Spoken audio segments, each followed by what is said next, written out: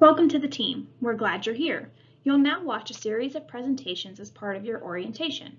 All employees are required to complete orientation and may be tested on the material presented. If you have questions, please contact your manager. You may also refer to the Need It Most policies and procedures, which can be found on Gusto and provided by email. If you'd prefer printed copies of any of the materials, please contact your manager. Let's get started. Section 1. Please make sure you have downloaded the orientation handout from Gusto. We will reference it throughout this presentation. You may pause this presentation at any time. Need It Most is an enterprise dedicated to providing safe, quality, and professional home services to clients at affordable prices. We provide skilled nursing and care services in the home as a continuation of the member's home health benefit. Need It Most is an approved provider and participant of Georgia Medicaid's Community Care Services Program, also known as CCSP. CCSP is a Medicaid waiver program that provides community-based social, health, and support services to eligible consumers as an alternative to placement in a nursing home. We develop meaningful client relationships built on integrity and satisfaction. Our clients are our top priority. It is our goal to hire competent, caring, and well-trained individuals who are responsive to the needs of our clients, families, and communities. Our mission is to revitalize and strengthen the wellness of our community by providing quality and exceptional care. We promise the following: uncompromising integrity. We adhere to the strict moral and ethical code of conduct, without exception. We know that our future depends entirely on our reputation. Candid communication. We value diversity and trust in all aspects of our business. This is built through appropriate disclosure, honesty, and consideration in all forms of communication and at every level. Disciplined growth. We will achieve our vision through clear and consistent decision-making and strategies that produce reliable results for our customers and shareholders. The spirit of an entrepreneur.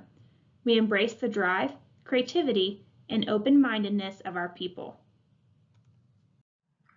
Personnel and Business Code of Ethics. We will now review the Personnel and Business Code of Ethics. Employees are required to sign and date a copy of the Code of Ethics as proof that they have reviewed it. Personnel Ethics. The ethics policy prohibits employees, volunteers, or contracted individuals from the following. Number 1. Using the member's car for personal reasons. 2. Consuming the member's food or beverage. 3. Using the member's telephone for personal calls. 4. Discussing political or religious beliefs or personal problems with the member. 5. Accepting gifts or financial gratuities from the member or member's representative. 6. Lending money or other items to the member. 7. Selling gifts, food, or other items to or for the member. 8. Purchasing any items for the member unless directed in member care plan. 9. Bringing other visitors, such as children, friends, relatives, and pets, to the member's home. 10. Smoking or vaping in the member's home, including smoking outside the premises before entering. 11. Reporting for duty under the influence of alcoholic beverages or illegal substances. 12. Falsifying any documents for the member or member's file. 13. Sleeping in the member's home. 14. Remaining in the member's home after services have been rendered. Business Ethics.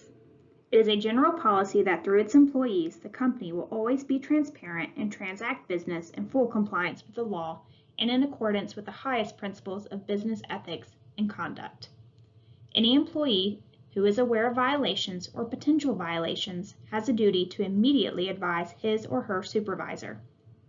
If an investigation determines that an employee had knowledge of a policy violation, misconduct, or issue of noncompliance and did not report the issue, that employee may be subject to disciplinary action up to and including termination. Antitrust law is extremely complex and covers a broad range of conduct that may be illegal. In general, antitrust law prohibits making agreements or sharing information with competitors regarding purchasing cost, pricing policies, customer data, credit information, marketing strategies, market survey results, and profits. All transactions must be transparent and properly recorded. There must be no disbursement or receipt of corporate funds outside the company's system of accountability. Fraud is not only unethical, it is also illegal. Examples of fraud include falsifying information submitted on a claim or in a care plan, submitting false expense reports, inflating year-end numbers, forging or altering checks. As a healthcare organization, Needed Most has access to confidential personal and health information of members, providers, and employees. The company is committed to handling this information responsibly and to respecting the rights of all subjects. Every employee has a responsibility to safeguard confidential information maintained by the company. There are many laws and regulations that govern how we maintain company records, including business, financial, and medical records. Each of us is responsible for ensuring that company records are retained and disposed of in accordance with all applicable laws and regulations. Best practices for securing information are as follows. Ensuring passwords follow recommended complexity requirements and are updated regularly. Verifying professional credentials before granting access to company systems or information. Appropriately storing and disposing of both physical and digital documents. Immediately reporting any security incidents. Because social media enables information to spread quickly, we must consider how social media has the potential to impact Needed Most's business, brand, and reputation. Employees are responsible for their content that is accessible through social media channels. When using social media for personal reasons, make it clear that you do not speak on behalf of the company. Needed Most is committed to respecting privacy and keeping important personal information confidential. We expect the same from our employees when utilizing information technology tools such as email and internet access. You must be careful not to use the company name, property, or other resources in any way to support personal political activities, and should exercise discretion in discussing our personal political views with business contacts or clients. Money laundering is a method of attempting to conceal the origins of money gained through illegal activity, and is itself a crime that can result in substantial criminal and civil sanctions, including fines and imprisonment. To ensure compliance with anti-money laundering laws and regulations, it is the company's policy to conduct business only with legitimate customers and counterparties whose funds are derived from legitimate commercial activity. Needed Most is committed to protecting the safety, health, and well-being of all employees and individuals in our workplace.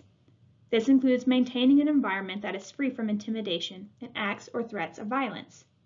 As a company that helps people, we also want to provide support to nonprofit organizations that help others in a variety of needs.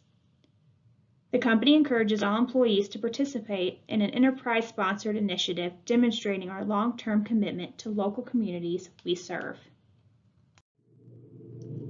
Needed Most clients and their formal caregivers have a right to not be discriminated against based on race, color, religion, national origin, age, sex, or handicap. Furthermore, clients and caregivers have a right to mutual respect and dignity, including respect for property. Who are people with disabilities and activity limitations? Take a moment to think about a personal experience with disability. Do you know someone that has a difficult time getting around? Current statistics estimate about 1 in 5 Americans have some type of disability or activity limitation. As an employee of Needed Most, you will more than likely work with individuals that are struggling with a developmental disability, chronic disease, or the effects of aging. Disabilities may include, but are not limited to, memory loss, diabetes, emotional trauma, loss of vision or hearing, and other functional limitations. When providing services for people with disabilities, we must remember each individual is unique and different. Needed Most makes every effort to remove barriers for our clients. It is important to realize there is no one-size-fits-all or solution. Two people with the same disability may have significantly different needs that can be based on their attitudes, abilities, personalities, histories, and resources. Needed Most aims to empower clients through access to home care services, including identifying and removing barriers to care, providing custom care, and partnering with a variety of providers to provide exceptional care. Effective communication is a critical component for ensuring the health and care of our clients. We realize that communicating with seniors and members with different disabilities may be different. Please take a few moments to review the Disability Awareness and Sensitivity section of your handout. There you will find helpful tips for communicating with seniors, as well as information regarding ADA. When providing services for people with disabilities, we must remember everyone is unique and experiences different functional limitations. More people have disabilities and limitations than we realize. Many of us experience temporary activity limitations throughout our lives. For example, pregnancy, accidents, surgery, illness, or weight-related conditions. Let's discuss some helpful tips for communicating with seniors.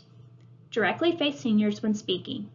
Communicate clearly. Speak at a moderate pace and volume. Speak in concise sentences and use basic vocabulary. Listen to what the individual is communicating and ask for clarification if needed.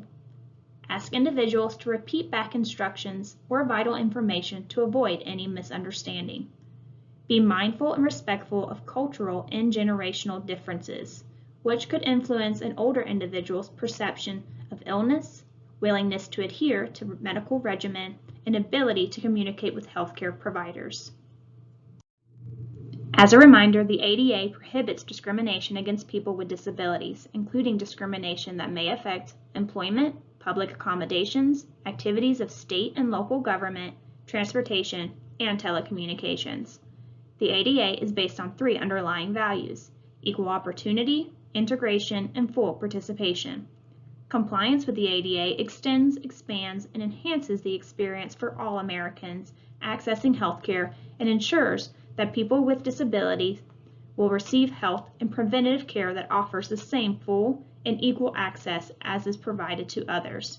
If you have questions or concerns regarding disability awareness and sensitivity, communicating with seniors, or ADA, please contact the practice manager. He or she will be happy to answer questions or provide additional training opportunities. Elder abuse is any form of mistreatment that results in harm or loss to an older person, according to the National Committee for the Prevention of Elder Abuse. The abuse could take the form of domestic violence, financial exploitation, neglect, physical harm, psychological abuse, or sexual abuse. As a provider and employee of need and most, you have a moral responsibility to keep the person in your care safe. In some instances, you may also have a legal responsibility to do so. You should be aware of what could be considered abuse, what signs to look for, and how to report abuse if you suspect it. Please refer to your employee handbook and CCSP manual for specific information regarding elder abuse reporting. Abuse should be reported to your supervisor immediately. We are required by law to report such instances within 24 hours. If you have reason to believe that a person has been abused or is subject to abuse, you are required to report and document it. Documentation should include the following: taking note of his or her changes in behavior, taking photographs of injuries, writing description of the victim's injuries, written statements from the victim, written statements from any witnesses.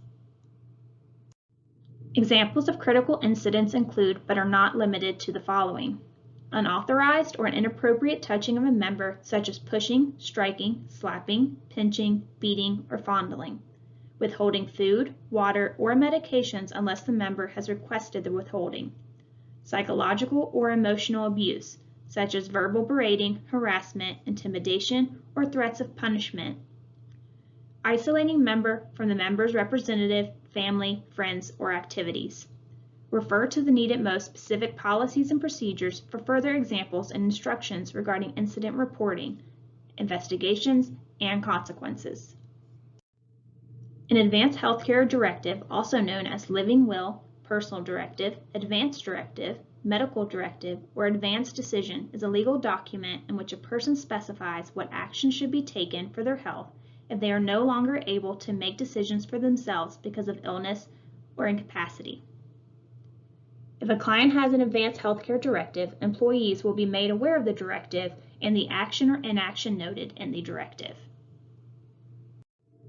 Caring for someone with dementia can be incredibly challenging and requires long-term care.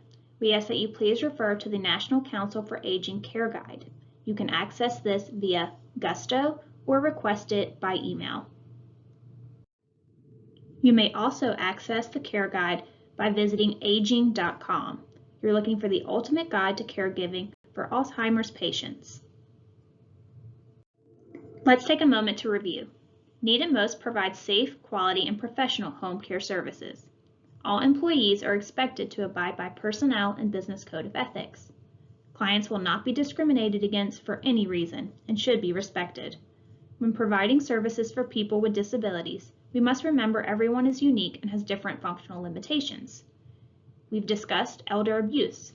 As a provider and employee of Need It Most, you have a moral responsibility to keep the person in your care safe. We also discussed advanced directives. Finally, we asked you to review the National Council for Aging Care Guide for caring for Alzheimer's patients. Congrats! You've now successfully completed Section 1 of your orientation training. You may now move on to Section 2. If you have any questions regarding this training, please contact your manager.